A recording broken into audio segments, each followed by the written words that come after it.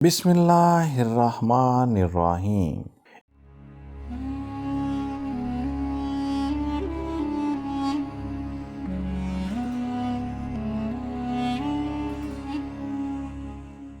برسیم ایک مشہور چارہ ہے جو سردیوں میں ہوتا ہے اور جانور اسے شوق سے کھاتے ہیں۔ اب اس سے متعلق واقعہ ملاحظہ فرمائیں۔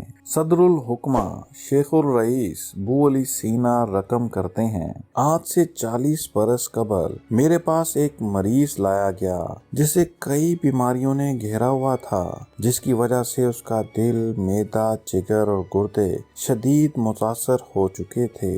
مجھے اس کی شفا یابی کی کوئی امید نہیں تھی۔ میں نے اس کے لواحقین سے کہا کہ آپ اسے گھر لے جائیں، اس کے زندہ رہنے کا کوئی امکان نہیں ہے۔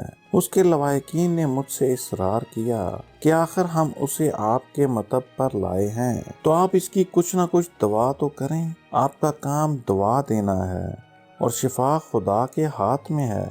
میں نے کہا، دوستو، اب یہ اس منزل پر پہنچ چکا ہے کہ کوئی بھی دوا اس کے لیے فائدہ مند نہیں ہے۔ آپ لوگ خامخواہ رقم ضائع نہ کریں۔ یہ مریض تھوڑے وقت کا مہمان ہے، اسے گھر لے جائیں۔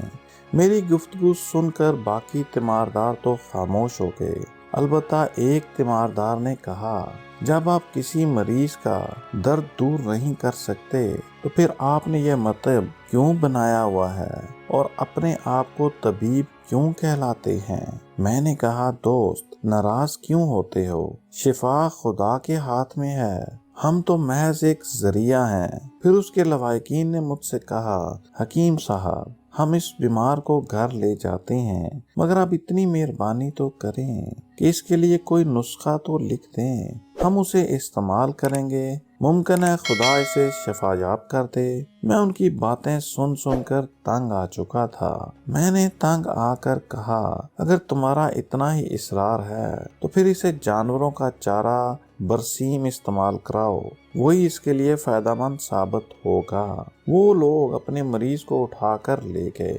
اس واقعے کے چند دن بعد وہ لوگ میرے پاس آئے اور مجھے تحفہ دینے کے لیے گھی، دودھ، پنیر اور کچھ بکریاں ساتھ لائے۔ میں نے عذرائے تعجب ان سے کہا، یہ کس لیے ہدیہ لائے ہو؟ آخر ان ہدیوں کا کیا سبب ہے؟ انہوں نے کہا، ہم یہ سب آپ کا شکریہ ادا کرنے کے لیے لائے ہیں۔ آپ نے ہمارے مریض کے لیے برسیم کا چارہ تجویز فرمایا تھا، ہم نے اسے وہ کھلایا تو ہمارا مریض شفا یاب ہو گیا، اور اس کی شفا یابی کی خوشی میں ہم یہ حقیر سا نذرانہ آپ کی خدمت میں پیش کرنے آئے ہیں۔ جب میں نے یہ سنا تو مجھ پر حیرت کے پہاڑ ٹوٹ پڑے اور مجھے یقین ہو گیا کہ شفا خدا کے ہاتھ میں ہے، چاہے تو وہ لا علاج مریض کو برسیم کے چارے سے صحت یاب کر دے۔